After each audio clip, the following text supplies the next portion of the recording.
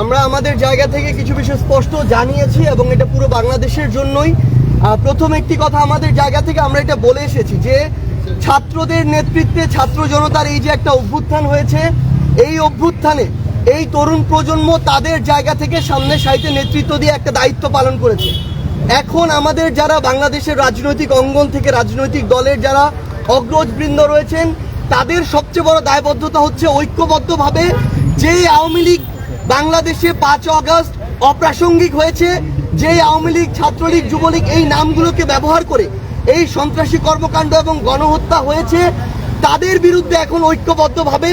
আমাদের যে প্রতিক্রিয়া সেটি দেখাতে হবে, এই নিষিদ্ধের প্রক্রিয়া যেতে হবে। এক্ষেত্রে তারা যদি তাদের নেতৃত্ব না দিতে পারে, এই দায়বদ্ধতা এই তরুণ প্রজন্মের কাছে তাদেরকে আগামী পুরো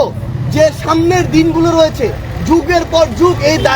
দায়বদ্ধতা তাদেরকে বহন করতে হবে।